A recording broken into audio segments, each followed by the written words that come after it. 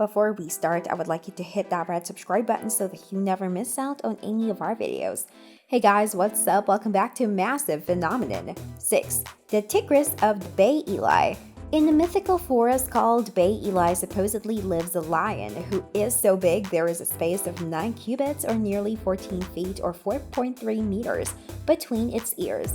According to the myth, when the Roman Emperor Hadrian asked Rabbi Joshua ben Hananiah to show him this insanely large lion, the rabbi tried to warn him against it due to its unusual nature. Hadrian insisted, and from almost 4 miles away, the lion's roar was heard. As a result, all the pregnant women in the area miscarried and the walls of Rome collapsed. After the lion came another mile closer, he roared, and all the Roman men's teeth fell out, and the emperor fell from his throne. This is certainly an extremely terrifying lion and not one you would ever wish to encounter. Luckily for Emperor Hadrian, the rabbi was able to pray that the lion go home, and it did. Number 5.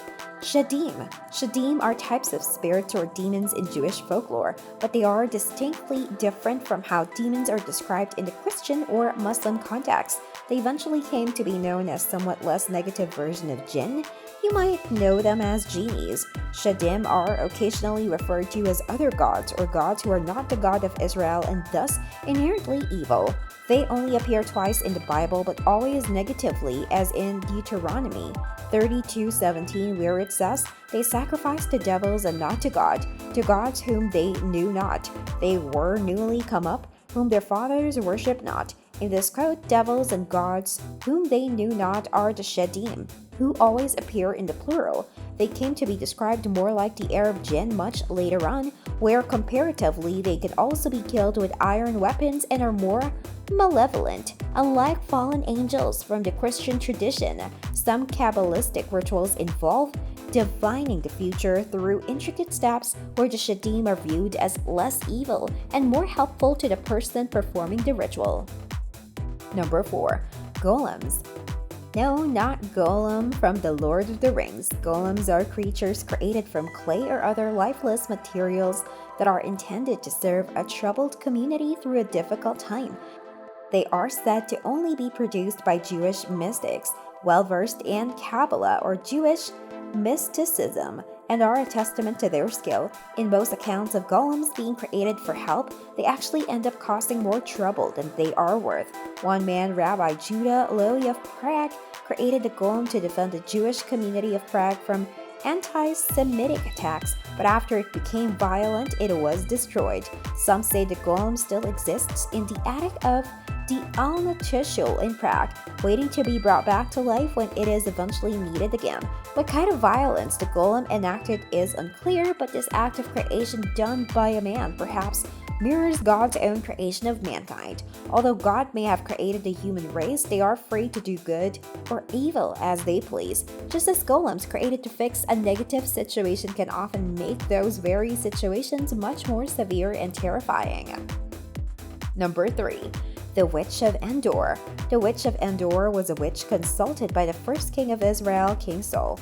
She owned a talisman that could summon the dead, and Saul, in disguise, asked her to use it to obtain the advice of the prophet Samuel, even though Saul himself had outlawed sorcery in Israel. The result of the witch conjuring Samuel was that he successfully predicted Saul's death the following day, but could produce no advice regarding the situation. Saul and his 3 sons did indeed die the following day, and Israel fell to the Philistines.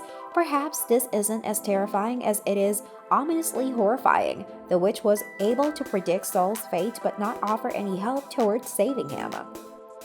Number 2.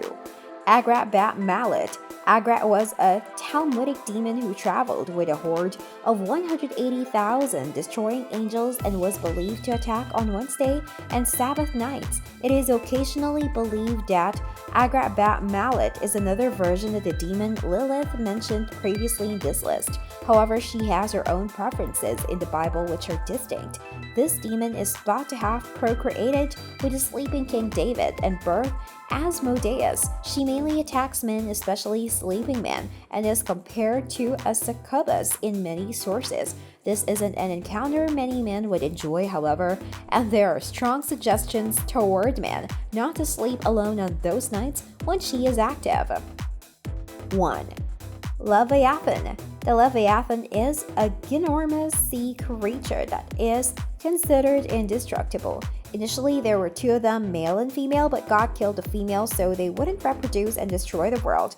In Olam Haba, the world to come, which is the Jewish belief of life, after the Messiah comes to earth, it is believed the Leviathan will be served as a meal. When the Leviathan is hungry, it produces heat from its mouth, which will boil the waters around it, and its eyes glow and produce great light, even above the water. The only thing which the Leviathan fears are worms called kibit, which cling to grills and kill large fish. However, you might struggle to find one of these worms as they are very small, so definitely steer clear of the Leviathan.